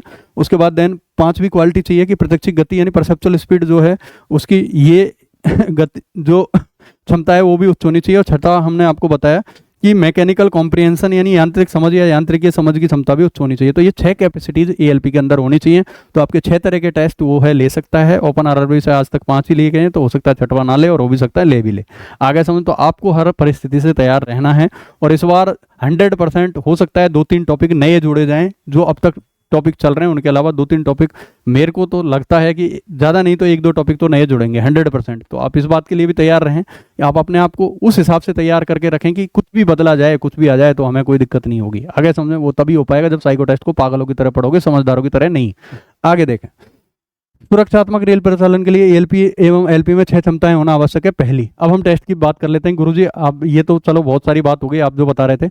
अभी आपने ये भी पॉइंट लिखा था कि कौन कौन से कितने टेस्ट होंगे, कितने नंबर पे पास होंगे, गुरुजी वो तो बता दीजिए। चलो ये बताते हैं। तो देखो, पहला हमने आपको बताया था कि पहली क्षमता कौन सी होनी चाहिए, एएलपी एंड एलपी पद हेतु मेमोरी कैपेसिटी उच्च होनी चाहिए, यानी आपके अंदर मेमोरी होनी चाहिए। ये आपके समझ में आ गया होगा अब मेमोरी क्यों होनी चाहिए, बाकी हम आगे क्लास लेके आएंगे तो उसमें भी बताएंगे। तो देखो, तो इसे जांचने के लिए यानी मेमोरी टेस्ट को जांचने के लिए टेस्ट 1 के अंतर्गत हमने यहाँ पे हाईलाइट भी किया है। टेस्ट 1 के अंतर्गत आज तक जो पूछी गई मेमोरी है, तो इसे जांचने के लिए टेस्ट 1 के अंतर्गत जो है मेमोरी टेस्ट लिया जाता है। ये हमने आपको बता दिया। उसमें कौन कौन सी मेमोरी आती है। पहली एक ट्रैक मेमोरी, तो ऑनलाइन CN01/2018 का जो साइको टेस्ट हुआ था उसमें ट्रैक मेमोरी को ही लिया गया। और आज तक ऑनलाइन जितने भी टेस्ट हुए, कभी भी ये वाली अदर जो मेमोरीज हैं वो आई नहीं है। ऑफलाइन में पूछी जाती थी पहले, है ना। तो ट्रैक मेमोरी आई है। उसके बाद में पूछी तो ये भी गई है फिगर नंबर मेमोरी, लेकिन ऑफलाइन में फिगर टू फिगर मेमोरी और फिगर पोजीशन मेमोरी और हाउस मेमोरी, यानी 5 तरह की मेमोरी है। Track memory, figure to figure यानी पिक्चर टू पिक्चर, और figure position memory, house memory और पिक्चर नंबर मेमोरी। ये 500 तरह की मेमोरी है। और इनमें से कोई एक आपके आएगी और ये 2 पार्टों में आएगी, 2 पार्टों में विभाजित होती है, पार्ट ए और पार्ट बी। सभी के क्वेश्चन संख्या और टाइम अलग अलग है, वो हम नेक्स्ट वीडियो में आपको बताएंगे। अब गुरुजी ये बता दीजिए, इन सभी में पास होने के लिए कोई एक पार्ट आएगा, कोई सा भी, चाहे ट्रैक मेमोरी आए, चाहे फिगर टू फिगर आए, चाहे फिगर पोजीशन आए, या फिर हाउस आए, या पिक्चर नंबर आए। तो इनमें से पास होने के लिए कितना स्कोर करना जरूरी है बताते हैं। एएलपी पद हेतु इस टेस्ट को पास करना अनिवार्य होता है। अगर आप इस टेस्ट में फेल हो गए, नीचे आने वाले 5 टेस्ट में पास हैं, तो सब में फेल माने जाएंगे। आगे समझ में, क्योंकि जॉब पे ऐसा तो है नहीं कि आप में सिग्नल को देखने की कैपेसिटी है, ब्रेकिंग करने की कैपेसिटी है, दिशा निर्देश समझने की कैपेसिटी नहीं है, तो आप रेल के काम क्या नहीं है। तो आप भी इस बात को समझ सकते हैं कि कोई आपको ऐसा कूलर चाहिए जिसमें पानी चलता हो, मतलब वो ठंडी हवा देता हो, और जिसमें एक तरह से जो उसकी आगे की ब्लेड है वो मूवमेंट हो सके ताकि हवा इधर उधर घूम सके, उसमें पहिए भी हों, है ना।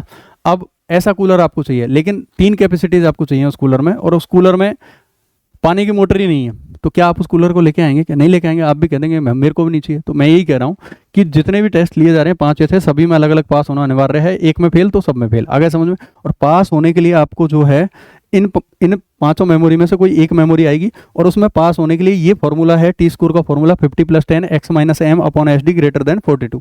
इस पर हम डिटेल में चर्चा करेंगे तो वीडियो बहुत ज़्यादा लंबा हो जाएगा, अलग से वीडियो लेके आएंगे इस पे, है ना। तो इस फॉर्मूले के अंतर्गत पास और फेल का निर्धारण होगा, और उसके अकॉर्डिंग आपको न्यूनतम जो टी स्कोर है वो 42 प्राप्त करना अनिवार्य है। अब ये परसेंटेज नहीं है भाई, ये जो टी स्कोर है ये 42 लाना है पास होने के लिए। 42 या 42 से अगर ज़्यादा आपका आ रहा है मेमोरी में तो आप पास हैं, अदरवाइज आप फेल है। आगे समझ में, आगे चलते हैं। नेक्स्ट, दूसरा देखो भाई, दूसरी क्षमता क्या चाहिए? एएलपी पद हेतु दिशा निर्देश समझने की शक्ति उच्च होनी चाहिए, यानी फॉलोइंग डायरेक्शन टेस्ट, जिसके अंदर आपका लिया जाता है क्लॉक टेस्ट और आपका टेबल टेस्ट। और टेबल टेस्ट भी 2 तरह का है, नंबर बेस्ड टेबल और लेटर बेस्ड टेबल, है ना। तो टाइमिंग वगैरह की अभी बात करेंगे तो वीडियो बहुत ज़्यादा लंबा होगा, वो जब हम टॉपिक पे वीडियो लेके आएंगे तब बात करेंगे। अभी सिर्फ हमारा उद्देश्य कुछ और था इसको समझाने का। तो यहाँ पे देखिए, तो इसे जांचने के लिए, यानी दिशा निर्देश समझने की आपके अंदर शक्ति है या नहीं, इसको टेस्ट करने के लिए, इस शक्ति को टेस्ट करने के लिए आपका लिया जाएगा एक तो टेस्ट 2, यानी टेस्ट 2 के अंतर्गत फॉलोइंग डायरेक्शन टेस्ट के अंतर्गत दिशा निर्देश समझने की योग्यता का परीक्षण है, जिसके अंदर कौन कौन से? एक तो लेटर बेस्ड टेबल, ये पहला, एक नंबर बेस्ड टेबल, दूसरा ये क्लॉक टेस्ट, क्लॉक या बास टेस्ट। इन 3 में से कोई एक, ये अब तक पूछे गए, इन 3 में से कोई एक आएगा, और हो सकता है कोई टॉपिक नया भी जोड़ दिया जाए, है ना। तो किसी भी टॉपिक में, किसी भी टेस्ट में जोड़ा जा सकता है। तीसरे टेस्ट के हमने वो टॉपिक बताए जो आज तक पूछे गए। आगे समझ में, तो देखें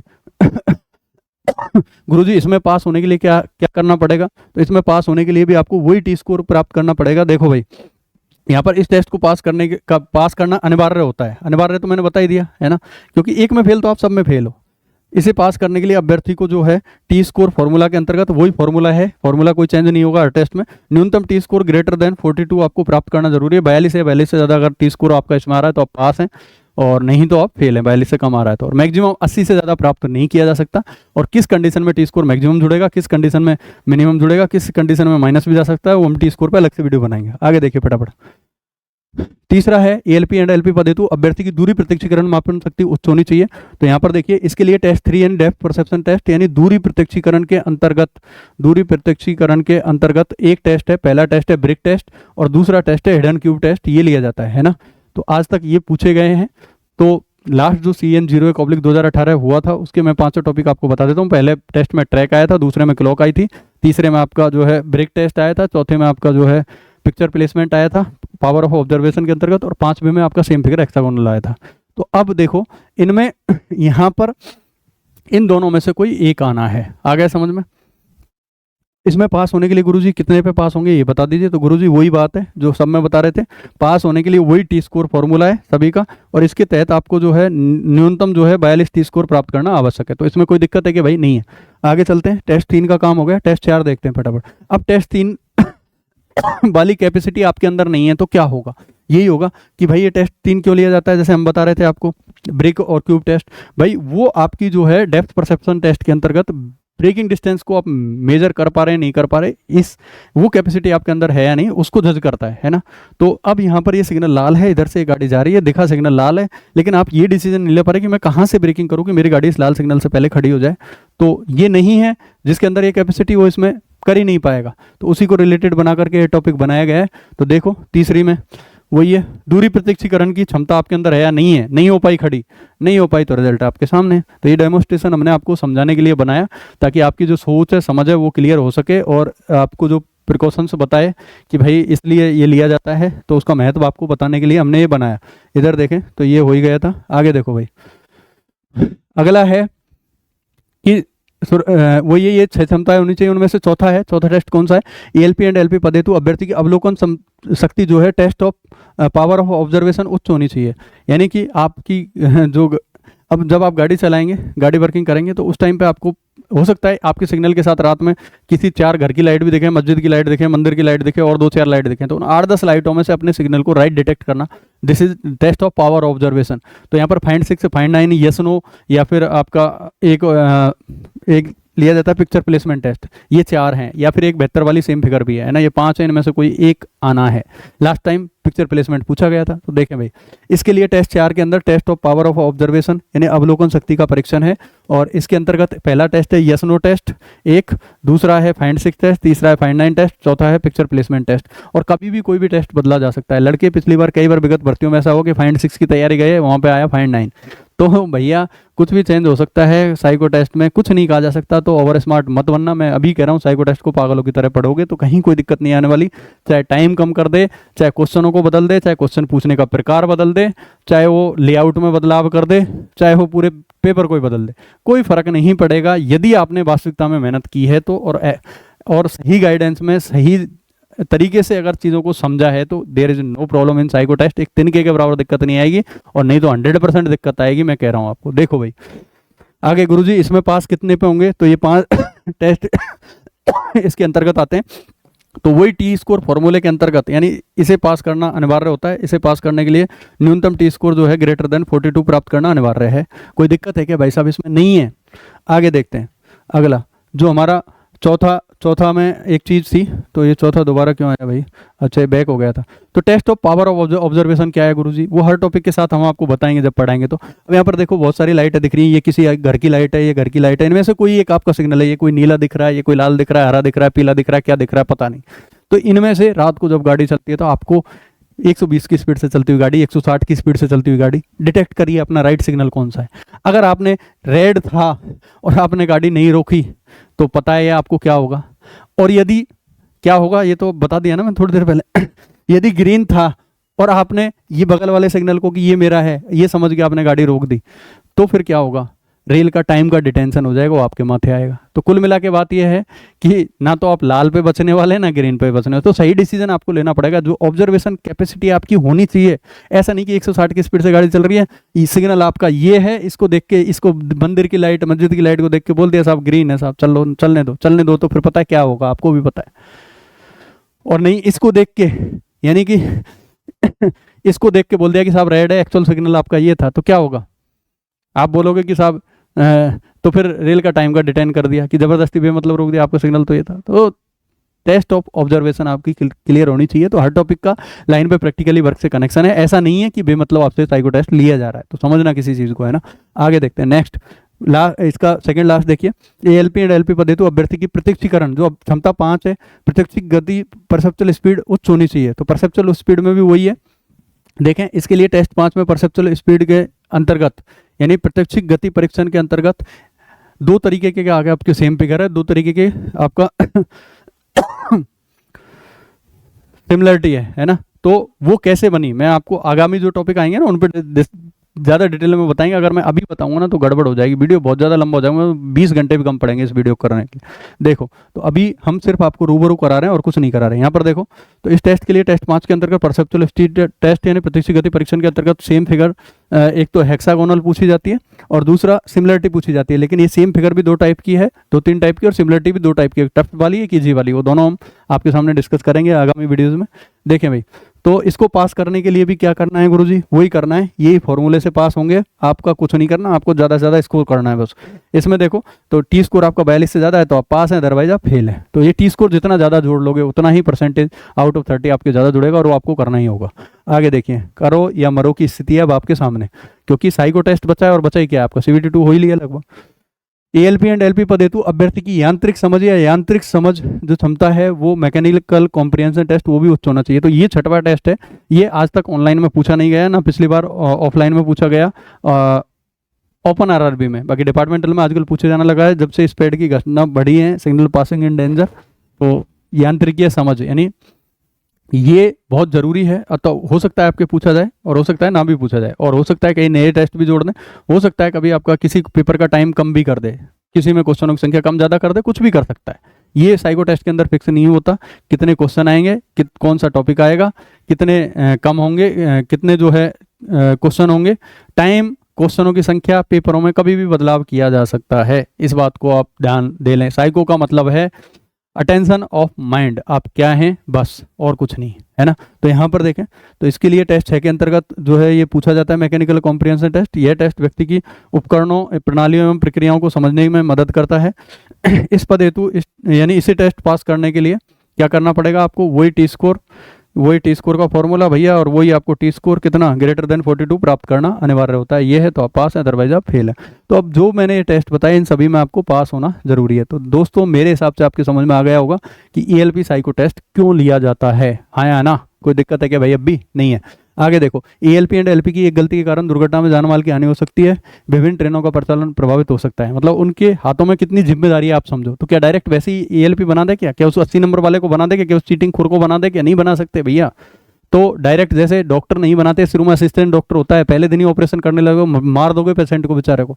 तो आपके अंदर वो कैपेसिटीज हैं या नहीं है, ये तय करेंगे ये टॉपिक। तो अब दो तरीके हमने आपको बताए थे। दूसरा पहले यहाँ पे देख लो, अतः एलपी पद हेतु, जॉब हेतु, संचालन हेतु निम्न आवश्यक 5 या 6 क्षमताएं आप में होनी चाहिए। पहला वही मेमोरी कैपेसिटी उच्च, दूसरा दिशा निर्देश समझने की शक्ति उच्च होनी चाहिए, तीसरा अभ्यर्थी की प्रत्यक्षीकरण मापन शक्ति उच्च होनी चाहिए, चौथी अभ्यर्थी की अवलोकन शक्ति उच्च होनी चाहिए, पांचवी अभ्यर्थी की प्रत्यक्ष गति परसेप्चुअल स्पीड उच्च होनी चाहिए, छठी है यांत्रिक समझ आपकी जो है वो उच्च होनी चाहिए। ये 6 की 6 कैपेसिटीज होनी चाहिए। इन 6 की 6 के टेस्ट जो है आरडीएसओ ने बना रखे हैं, तो वही आपसे पूछे जाएंगे। यदि आप उन टेस्टों पे खरा उतर जाते हैं तो उससे ये बात स्पष्ट हो जाती है कि रेल जो आपको कार्य सौंपना चाह रही है, जो आपकी पोस्ट पर जॉब को करने के लिए जो क्षमताएं आपके अंदर चाहिए वो आपके अंदर हैं या नहीं, इस बात का उद्घोतक है ये कैपेसिटीज। इनको चेक किया जाएगा थ्रू द साइको टेस्ट के, वो जो 5 या 6 बैटरी टेस्ट जो आपके लिए जाएंगे उनके थ्रू, ना कि CBT2 के पार्ट ए में आपके जो नंबर हैं उनके आधार पर। तो उनकी कोई इंपॉर्टेंस नहीं है, वो सिर्फ आपका जो संविधान का अधिकार है आर्टिकल 16 अफसर की समानता, उसके लिहाज से महज यानी कि इंपॉर्टेंट रखता है। लेकिन रेल को वो चाहिए। अभी आपने देखा डी कैंडिडेट का सिलेक्शन हुआ यहाँ पे, तो डी कैंडिडेट ज़्यादा सही है बजाय और ओके, क्योंकि उसने जो है उधर भी उसका स्कोर थोड़ा ठीक था और साइको में भी अच्छा किया था। तो फाइनली कुल मिला के बात यह है कि आपको जो है चीज़ों को समझना होगा साइको टेस्ट में, और इन सभी से रिलेटेड टॉपिक जो बना रखे हैं उन पे आपको खरा उतरना ही होगा। दूसरा तरीका जो आपने कहा था बिना साइको टेस्ट लिए ले लो, तो सब वो बिल्कुल गलत है, हमने बता दिया आपको। तो ये क्षमताओं से रिलेटेड आपसे क्वेश्चन पूछे जाएंगे। तो ये हमारा लगभग वीडियो हो चुका है, थोड़ी सी बातचीत आपसे लास्ट में करेंगे। देखिए भाई, ELP CBT साइको टेस्ट की फ्री बुक PDF के लिए NK रेलवे साइको क्लासेस के ऑनलाइन ऐप और टेलीग्राम चैनल से डाउनलोड कर सकते हैं। वीडियो अगर आपको अच्छी लगी है, आप चाहते हैं कि मैं इस टॉपिक पर आगे और वीडियो लेके आऊँ और अच्छी वीडियो लेके आऊँ, तो आप वीडियो को जरूर लाइक करिएगा और शेयर जरूर करिएगा। जहाँ भी टेलीग्राम, फेसबुक, व्हाट्सअप जहाँ भी आप जुड़े हुए हैं अपने दोस्तों के साथ, सभी के साथ शेयर जरूर करिएगा। आपको ELP पोस्ट की कसम है ना। देखें भाई, सब्सक्राइब जरूर करें चैनल को, ताकि सभी महत्वपूर्ण वीडियोज आगे आने वाले आप तक बिल्कुल पहुंचे। आगे देखें, CBAT यानी साइको टेस्ट की फ्री बुक PDF और साइको बुक PDF के लिए जो है गूगल प्ले स्टोर से NK रेलवे साइको क्लासेज आप ऐप इंस्टॉल कर सकते हैं। ये वाला QR कोड है, ये स्कैन आप कर सकते हैं, है ना। आगे स्क्रीनशॉट आप ले लीजिएगा, हम चलते हैं। बाकी पहले भी बताया था, ये हमारे टेलीग्राम चैनल का जो है QR कोड है, इसको स्कैन करके आप टेलीग्राम चैनल पर जुड़ सकते हैं, और इसके थ्रू आप जो है ELP साइको डिस्कशन स्टूडेंट का ग्रुप है उसमें जुड़ सकते हैं, तो आपसे डिस्कशन कर सकते हैं। आगे चलते हैं। देखो दोस्तों, तो सबसे पहले हमने बात करी थी, आज का जो वीडियो का हमारा टॉपिक था उसको हम देख लेते हैं। फटाफट देखिए क्योंकि समय कम है। RRB ELP CBAT टेस्ट की यानी computer based aptitude test, C4 computer, B4 based, A4 aptitude और T4 टेस्ट कंप्यूटर आधारित अभ्यर्थी परीक्षा है। मोबाइल पे टेस्ट बिल्कुल नहीं लगाने, ध्यान रखना। कंप्यूटर पर ही प्रैक्टिस करनी है, और कंप्यूटर पर सिर्फ वो 7 दिन की किसी की ऑफलाइन क्लासेस से आपकी पार नहीं पड़ेगी, ये बात ध्यान रखना। आपको जितना भी टाइम मिल रहा है आपको दिन रात एक करना पड़ेगा, है ना।